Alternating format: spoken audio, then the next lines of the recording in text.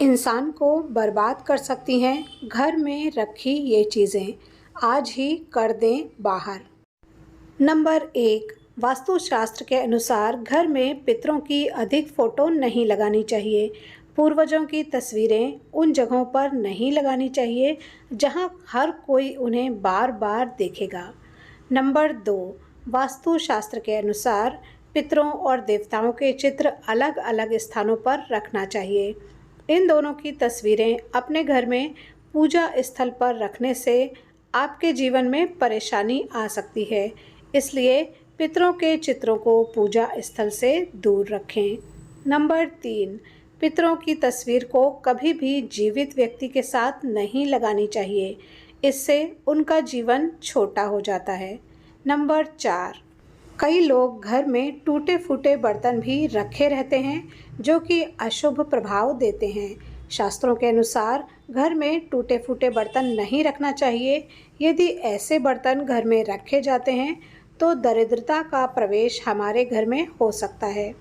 Number 5, टूटा हुआ दर्पण रखना वास्तु के अनुसार एक बड़ा दोष है।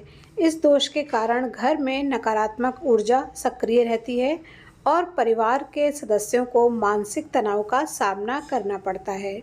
नंबर 6, वैवाहिक जीवन में सुख शांति के लिए ज़रूरी है कि पति पत्नी का पलंग टूटा हुआ बिल्कुल ना हो। यदि पलंग ठीक नहीं होगा तो पति पत्नी के वैवाहिक जीवन में परेशानियां आने की संभावनाएं काफ़ी बढ़ जाती हैं। नंबर 7, खराब घड़ी घर में नहीं रखना चाहिए।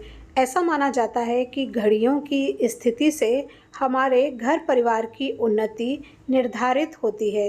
यदि घड़ी सही नहीं होगी, परिवार के सदस्य कार्य पूर्ण करने में बाधाओं का सामना करेंगे और काम निश्चित समय में पूर्ण नहीं हो पाएगा। नंबर 8, यदि घर में कोई टूटी हुई तस्वीर हो तो उसे भी घर से हटा देना चाहिए। वास्तु के अनुसार यह भी वास्तु दोष उत्पन्न करती है। नंबर 9, यदि घर का मुख्य दरवाज़ा या अन्य कोई दरवाज़ा कहीं से टूट रहा हो तो उसे तुरंत ठीक करवा लेना चाहिए। दरवाजे में टूट फूट अशुभ मानी गई है। इससे घर में नकारात्मक ऊर्जा प्रवेश करती है और वास्तु दोष उत्पन्न होता है। नंबर 10, युद्ध के चित्र रामायण से लेकर महाभारत तक किसी भी तरह के युद्धों के चित्र घर में नहीं रखने चाहिए।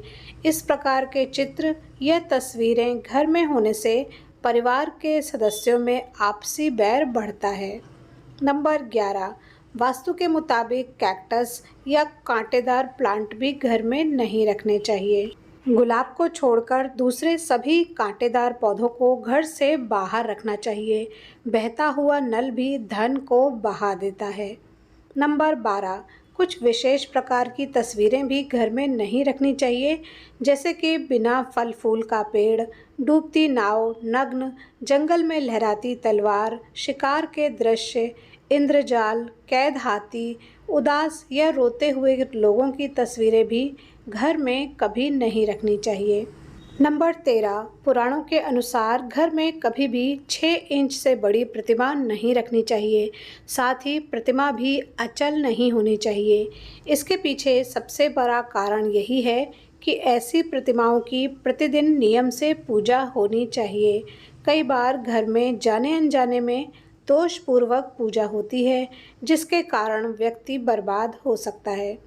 नंबर 14, घर का फर्नीचर भी एकदम सही हालत में होना चाहिए।